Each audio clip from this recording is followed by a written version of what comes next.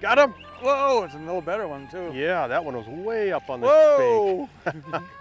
I'll get reeled in here and give you a hand. Nice. Awesome, Mort.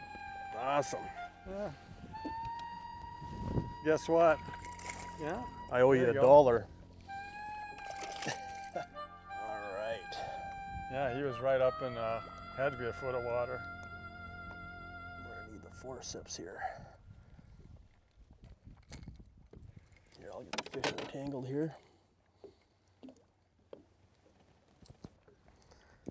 That lure looks like it's seen a few teeth, Mort. Yeah, that pike love that lure, smallmouth. Nice job. Boy, I tell you what, this lake is full of bass. On today's show, we're on Lake Audubon in central North Dakota, which is part of the Missouri River system. And you look at Lake Sakakawea, Fort Peck, Lake Oahe, Francis Case, Lake Sharp, all the way up and down the river. Phenomenal bass fishing. And we've been out here before and filmed shows, and I've often joked that if one of these lakes was in Tennessee, Arkansas, or Texas, they'd have Bassmaster Classics on it. Phenomenal bass fisheries, and you know, we're in a world consumed by walleyes, so not many people take advantage of it. Yeah, without a doubt, you know, every island you can come out here to, and there's smallmouth bass on there, anywhere from a pound up to 5, maybe 5.5 pounds on this lake, and they're everywhere. It's just it's an amazing fishery. You know, what I get a kick out of too is whenever I go to different parts of the country, they always ask about the bass fishing. And then they smirk and they talk about how dumb our northern bass are. And they're right, there's nobody out here to educate them, and that's the beauty of it, is that, you know, all these fish and nobody taking advantage, and that combines for great fishing. Well, we're out here on Friday. There's probably, I'd say, at least 100 boats out here, and we're the only boat that we've seen so far that's fishing for bass. They're all fishing for walleyes, so it's a fishery that we have all to ourselves. Absolutely. Well, let's catch another fish. Yeah, nice start. Thanks. Yeah. Why wasn't he up shallow? Holy cow. Yeah, he was, wasn't he? Moved it a couple times, and there he was. So.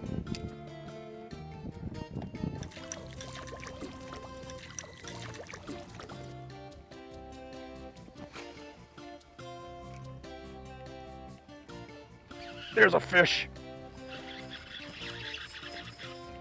Whoa, that fish. Oh, it just got off. No.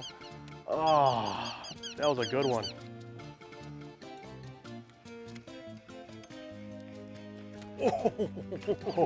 Oh, now that's embarrassing, Jason. What happened there? Yeah. Oh, I'm taking his fish away from him. You got him all excited for me, right? That's a nice one. Yeah, it's all right.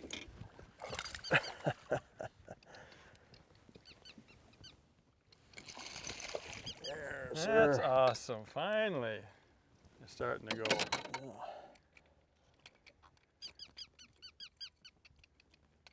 Pliers?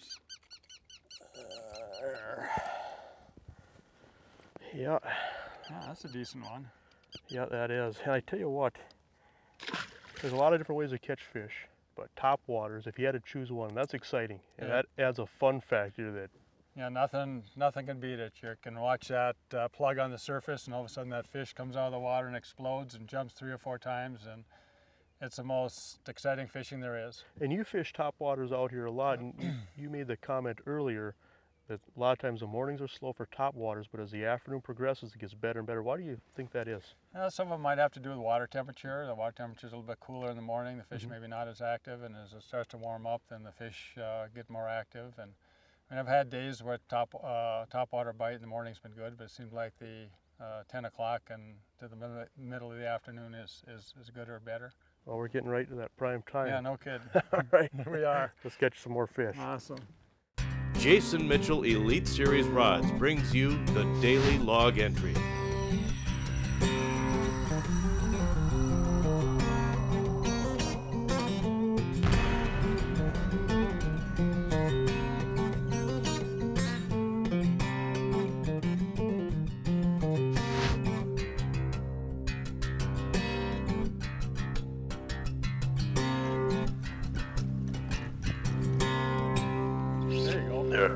There he is. A little bigger. Whoa!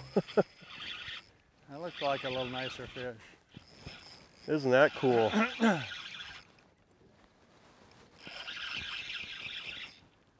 little better?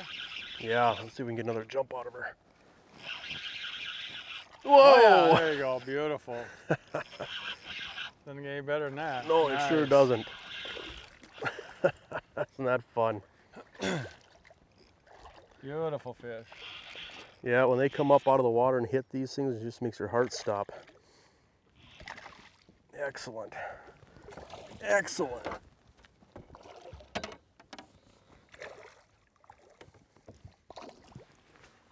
Here, come here, girl. Isn't that cool?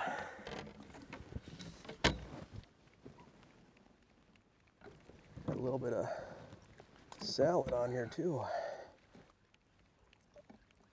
Yeah, isn't that fun? That is fun stuff. I don't know how anybody would not enjoy that. That is just good stuff.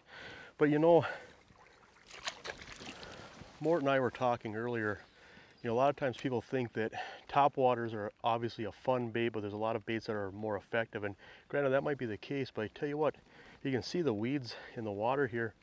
Nice thing about a top water is that no matter what kind of water you're in, especially a lot of these bass are anywhere from 1 to 2 feet of water, you can skate right over the top and you can eliminate getting fouled up. And so that's something to consider. Is, you know, it's pretty foolproof in the sense, as long as the weeds aren't touching the surface, you know, you can make a cast without getting fouled up. And a lot of these fish are in water barely deep enough to cover their backs. And so top waters are very effective. Like Mort touched on earlier, afternoons can a lot of times be better, but you know, river systems, shallow, small rivers can be great for top waters. Whenever you find fish tight to shore on really little water and there's not a lot of weeds to get hung up on, top waters are effective and exciting. Oh, that's a big fish. That's a big fish. Got him. There you go, I Mort. don't know what it is though. That could be a northern. All right, that. It didn't jump. Oh, it's a bass. It It's is a big bass. Nice work. Well, not yet, but.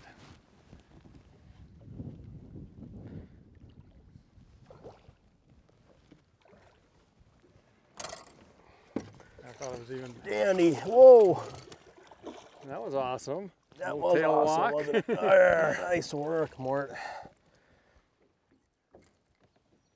Get the hooks out here and show this fish off. Isn't that a beauty? That, just like a toilet flushing when that fish hit. This is a boil. I thought it was even bigger than that. Oh, you gotta love It that. sounded like it was bigger, didn't it? You know, Mort, if somebody wanted to come out here and try this, what kind of spots make the perfect spots? What are you looking for? There's lots of islands. There's no shortage of structure on Lake Audubon. What do you key on? Well, I'm looking for visible islands to start with. And I want islands where there's a flat that comes out in fairly shallow water, 2-3 feet of water. Mm-hmm. Maybe some weeds on it, definitely some rocks, some gravel bottom. I love the sunken islands that you can't see, that, the ones you want to avoid hitting your motor on. But those The ones that'll take out your lower unit, Right, that's where you're catching these bass. And the key is the bottom content. If they have rocks, they have gravel, and maybe some a little bit of weeds in there, and that's really the key. Yeah, and sometimes when the sun pops out, you can really see just the brown spots. And sometimes when the sun gets even a little higher, you can actually see the individual boulders. There's been times today where we cast over an individual boulder, and bam, they're right where on the they other should side, be. Yeah, Yep. yeah. And you know, and the rock are on top, but then once it drops down, you start seeing mixtures of cabbage and other weeds too. And sometimes they're right on top, sometimes they're over the weeds, but lots of great cover options for these fish to live in out here. There you go. There he is. Whoa! Jumper too.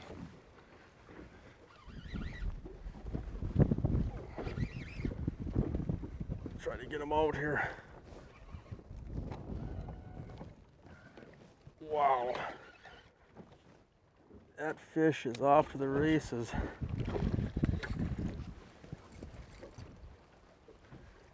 All right, Mort, this is a nice one here. There you go. Awesome. Cool, cool, cool. Never get tired of that, huh?